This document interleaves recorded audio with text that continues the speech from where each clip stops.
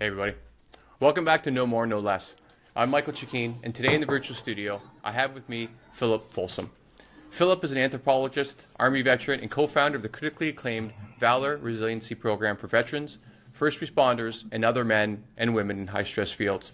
Philip is recognized as an industry leader in organizational culture development and resiliency.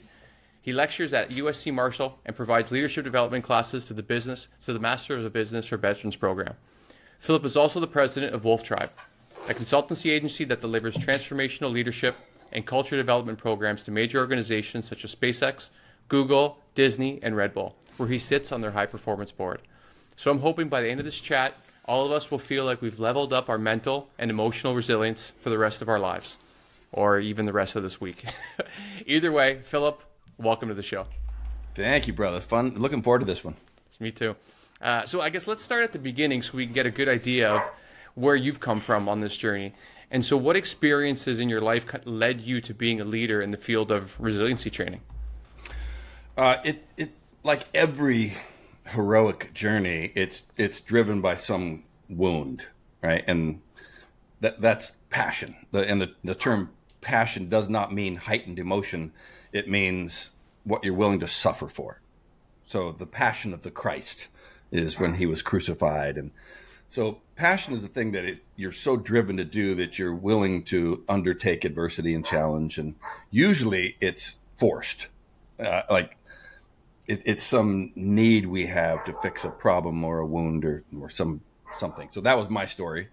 And we all have, if we go back upstream to the source of why we're doing what we're doing, it's because we either have a fear of abandonment or inadequacy.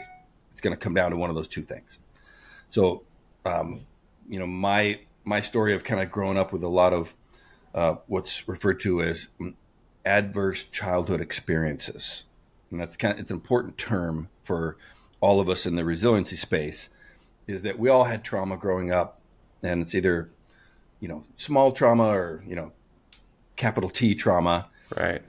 Poverty, neglect, there's a whole host of things.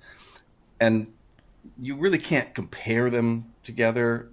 For a wealthy person to have their toys taken or to be grounded or have their phone taken away, that triggers the same shit in our brain that, if you're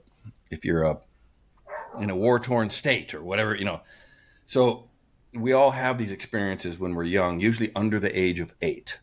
And so if you go upstream and go, all right, was I ever have the experience of being abandoned by my caretakers? Right. So that could have been loving parents that just both worked. Mm-hmm. And they didn't realize that, I have an abandonment wound from that. Or I'm being compared to siblings or peers or grades or whatever it is, and I feel inadequate. And those two core wounds kind of echo down through our worldview and our belief system and our understanding of how the world works. So we all have that.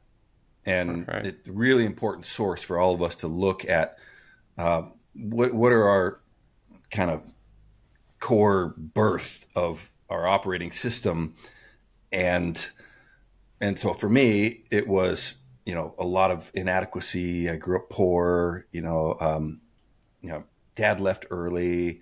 There was a lot of stuff that didn't set me up to be successful. And so I was not successful. And I went into the military as a means of escape. And that was something that was available to me. So it wasn't purely patriotic, like we always think of, he's called to serve. Right. It's like most of the folks who are in the military are there because there's structure and there's opportunity and they're accepting. It's a tribe. The military is the largest tribe in the history of the world. And they will, as long as you're willing to abide by their very clear stated shared values, vision for the future, shared mission, if you can abide to a military lifestyle, they'll take you. And we learn a lot.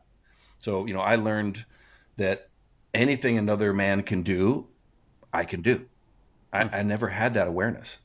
And if I see, the guy in the world now who's in shape or made money or has a great marriage or, keeps his car clean or whatever it is, I'm like, I can do that.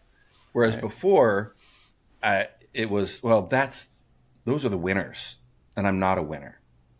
Or those are the people who are just born with this success program that I don't have, which is not true, And so the military was very good for me, and I recommend any type of experience for young men in particular. Team sports is another tribal organization, a martial arts school. Right. Uh, you know, you gotta have an experience of being embedded in what's called an honor-based culture. Like they're really important because it's tribal at its core. And this is going to get into resiliency and initiation, but we'll kind of sidebar that till we dig Right. into